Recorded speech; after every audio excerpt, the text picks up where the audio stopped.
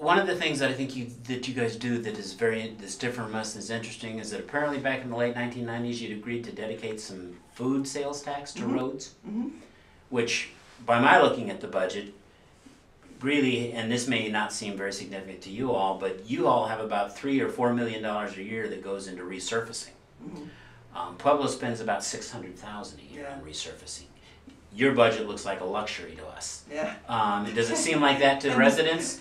Obviously. No, because Greeley has been very spoiled by its streets forever. You know, we are the city of wide streets. And tell me about that. The wide streets? Yes, and it's all built on the way the original colony was platted. So they, you know, when you think back historically, if your streets weren't platted wide, then they didn't become wide because people, you know, a lot of houses that exist were on very narrow streets, and you don't just start tearing down houses so you can make wide streets. So literally, as the city grew, they kept that kind of width on their streets to the point where that's very expensive. Because we got a lot of surface to, when you go to repair one of our streets, just do a little bit of driving around in any part of Greeley, and you're going to say, wow. Some of it we've now narrowed down in areas, and they're doing quite a bit of that, where instead of 4 lanes, we have a tremendous amount of streets, even in residential areas that, you know, are 4 lanes wide. Really? And so they've started to narrow that in many areas where the traffic doesn't warrant that.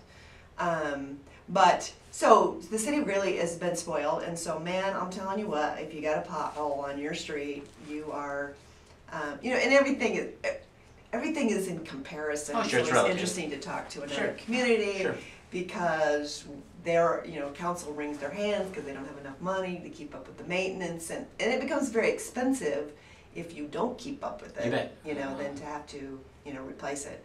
So it was real tight in the last couple of years, but now that the city has a little bit more money, they're able to do a little bit more with the roads. Not what they would like to, but you know, again, it's all relative. If you've always had a bumpy street, you don't mind love it when they do pave it, but you're not expecting it, and our community expects it.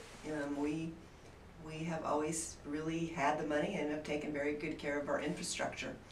Can I interrupt for just a moment? Are there any projects going on currently that you can kind of point us to if we want to get pictures of that? We want to get a picture of repaving. We're going to talk to Joel tomorrow. Yeah, they're actually repaving just a few blocks down here at 13th Street and 9th Avenue. That intersection was actually closed yesterday.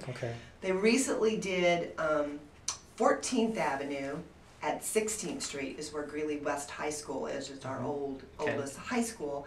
And once you get to the high school, that's where they narrow heading to the south towards campus. They have now, that was a 4-lane road and is until you get to the high school, and then all of a sudden it narrows. And I think they're doing that on 13th Street that I just told you about too. Thank you.